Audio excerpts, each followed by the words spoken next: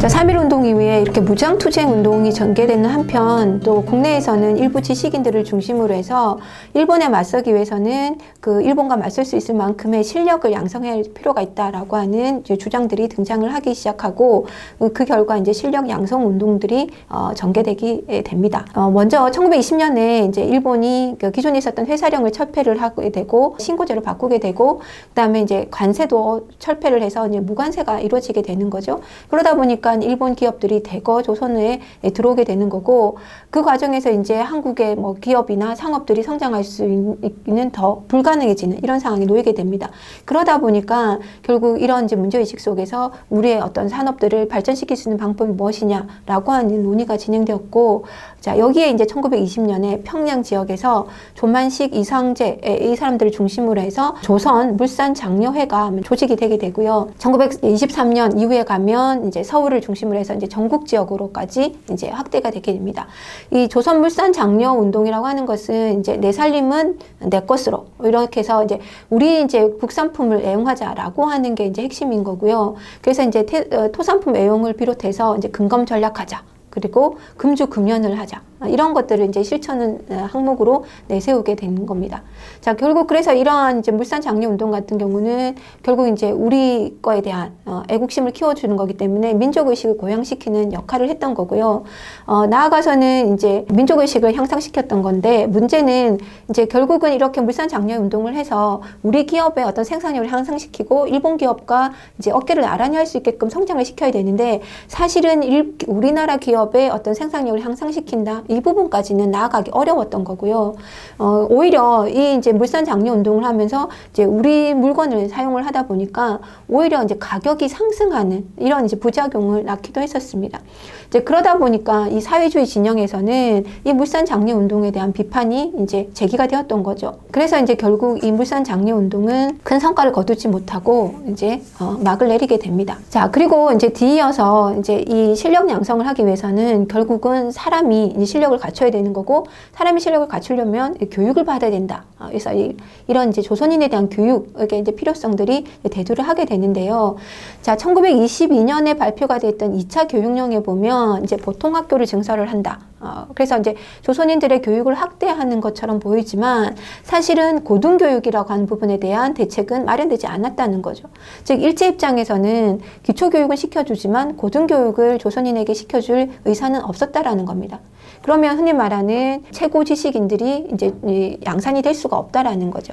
자, 그래서 이제 이상제 선생을 중심으로 해서 1923년에 조선민립대학 기성회를 이제 조성을 하게 됩니다. 즉, 우리 스스로가 그러면 대학을 설립하자라고 하는 움직임들을 하게 되는 거죠. 자, 이렇게 이제 대학을 설립하려고 하니까 이제 자금이 필요했던 거고, 그래서 이제 모금 활동을 전개 나가게 됩니다. 그래서 한민족 1천만인이 한 사람이 1원씩이라고 하는 구호를 내세워서 이제 모금 활동을 펼쳐나가게 되는 거죠. 자, 그런데 문제는 이게 이제 사람들이 이제 처음엔 호응을 하고 이제 이렇게 기금을 내긴 하지만 결국 이제 일본 입장에서는 조선인들이 대학을 세운다고 하니까 그걸 굽게 볼 리가 없고 그래서 일제의 방해가 지속적으로 들어오게 되는 거고요.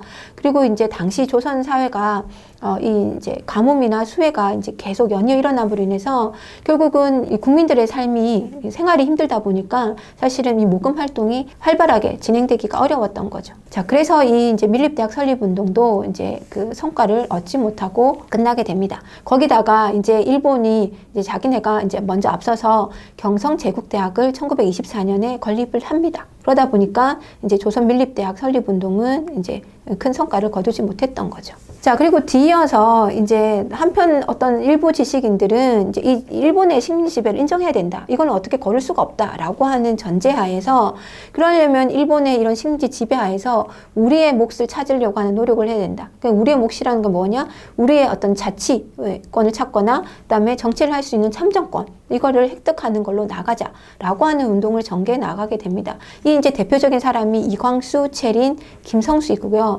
특히 이광수 같은 경우는 민족적 경륜이라고 하는 걸 통해서 결국 일본의 식민지 지배 속에서 우리가 어떤 이득을 챙겨 나갈 것이냐 이런 얘기들을 하게 되는 거죠. 그래서 결국은 일제 하에서 이제 자치권을 얻자. 그래서 자치의회를 꾸리거나 자치정부를 요구하는 이런 운동을 하게 나가게 되는 거고, 그다음에 나아가서는 일본 의회에 참여할 수 있는 참정권 운동들을 전개해 나가게 됩니다.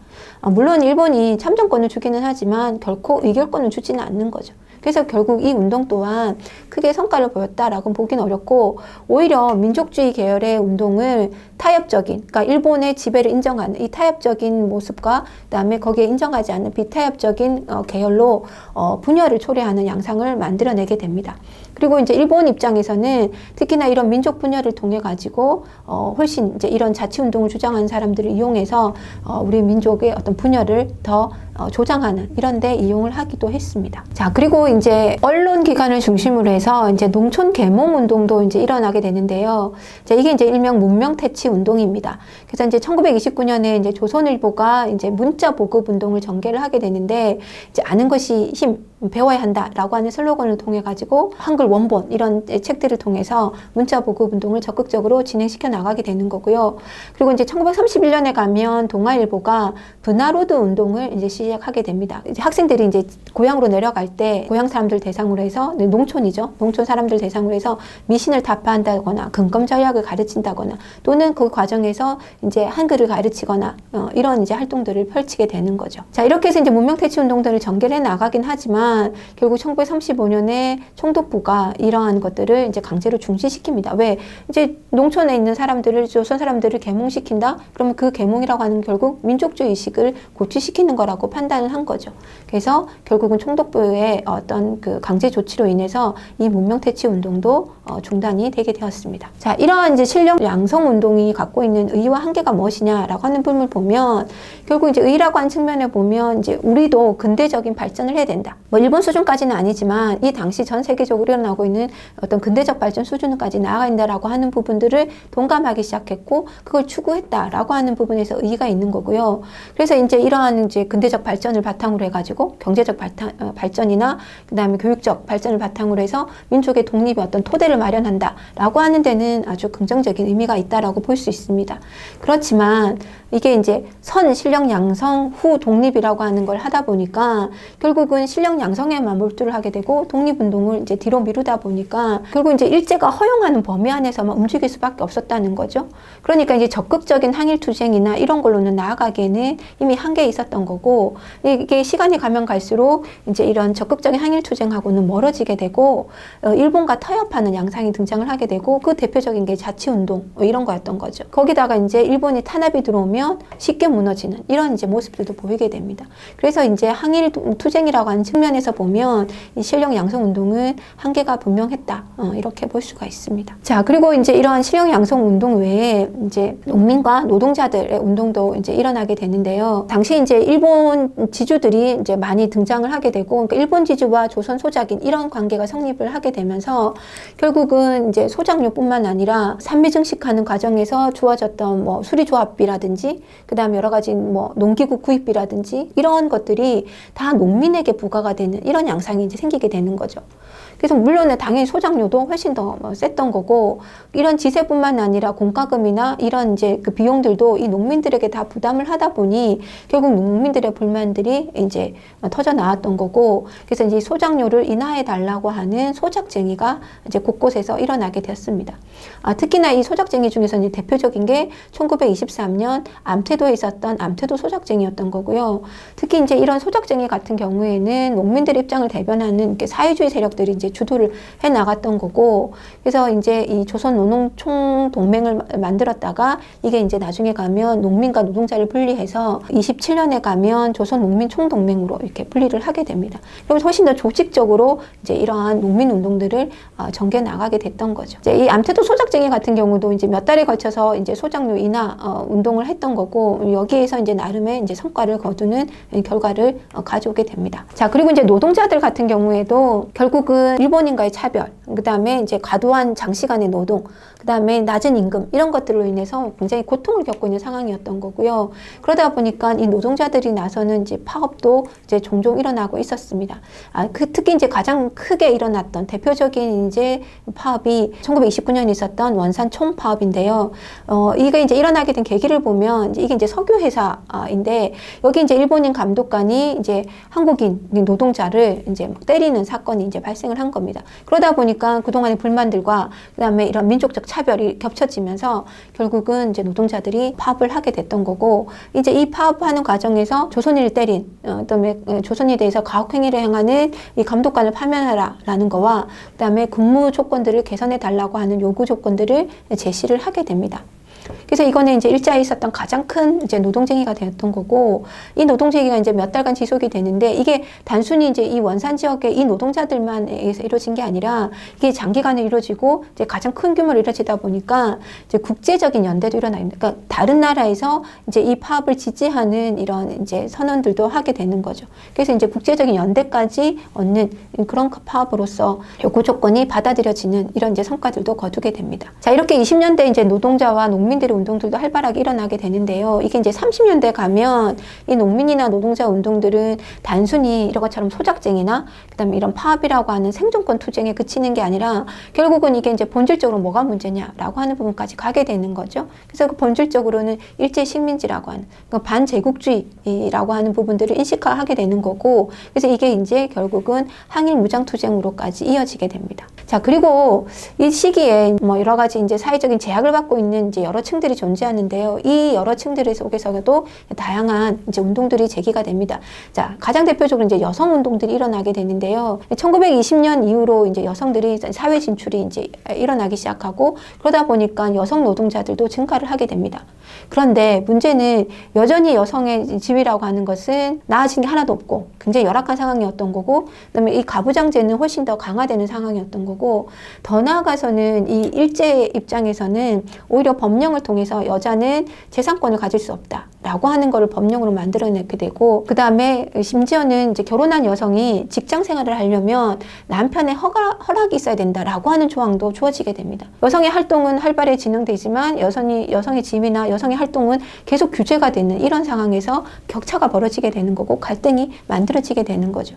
이러던 시기에 1920년대 가면 유학을 다녀오고 그다음에 근대식 교육을 받은 신여성들이 등장을 하게 되면서 이 신여성들이 여성의 지위를 향상시키기 위해서 또는 남녀 평등을 주장하면서 이제 여러 가지 여성 운동을 전개해 나가게 됩니다. 그래서 뭐 조선 여자 기독교 청년 연합회 또는 조선 여성 동호회 이런 것들이 이제 결성이 되게 돼서 여성의 지위 향상을 위한 이제 노력들을 하게 되는 거고요. 특히 이제 1927년에 가면 근우회라고 하는 게 조직이 되는데, 이 근우회는 신간의 어떤 자매기관으로서 특히나 이제 사회주의 계열의 여성들과 그다음 민족주의 계열의 이제 독립운동하던 여성들이 이제 같이 힘을 합쳐서 만든 단체입니다.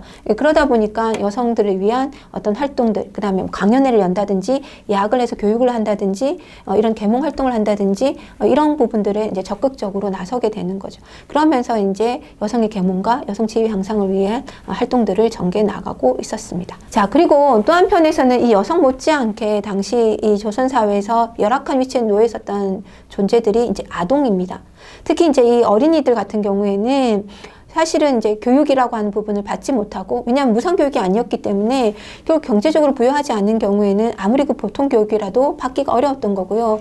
오히려 이른 나이에 이제 일을 하러 가는 노동 현장으로 내몰리는 양상이 벌어지게 되는 거고, 특히 어린이들은 노동 현장으로 가게 되면 임금이 성인들의 절반 이하로 받게 되는 거죠.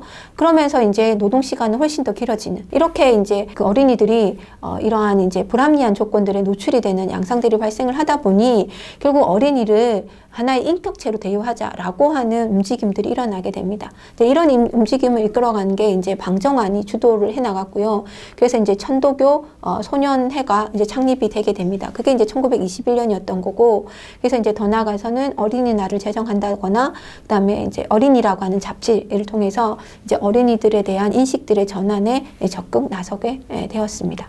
자, 그리고 또 하나 이제 어떤 차별적인 대우를 받고 있는 사람들로 꼽을 수 있는 게 이제 백정이라는 사람들입니다. 이제 이 백정이라는 사람들은 조선시대부터 이제 도살업을 하는 사람들이라고 해서 이제 사회적인 차별을 되게 많이 받고 있었던 존재들인 거죠.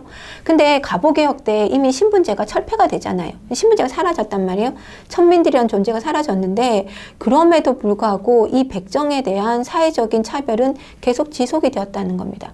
이 사회적 차별만 지속이 된 게 아니라 일제강점기 때 일제가 이제 호적을 만드는데 이 호적에 보면 백정 같은 경우에는 백정이라고 하는 표시를 해둔다거나 그 다음에 나아가서는 이 백정의 자녀들은 학교에 진학하는 게 이제 뭐 금지가 된다거나 이런 식의 차별이 여전히 존재를 했다는 거죠. 오히려 드러내놓고 차별을 하고 있었다는 겁니다. 그러다 보니까 결국은 이런 이제 백정들이 사회적 차별에 대해서 그 차별 폐지를 요구하면서 이제 운동을 펼쳐나가게 됩니다. 그래서 이제 이들이 펼쳐나간 운동을 형평운동이라고 하는데 이제 진주 지역을 중심으로 해서 조선 형평사를 창립을 하게 되는 거고 그래서 이 형평이라는 이름 자체가 저울처럼 이렇게 평등한 세상을 만들자 이런 의미를 가지고 있었습니다. 그래서 이런 신분, 그러니까 특히 백정이라고 하는 신분에 대한 차별을 철폐하는 운동도 진행이 되고 있었습니다. 이런 식으로 이제 다양한 계층에서 다양한 형태의 민족 해방 운동들이 진행이 되고 있었다라고 하는 것을 우리가 볼 수 있습니다.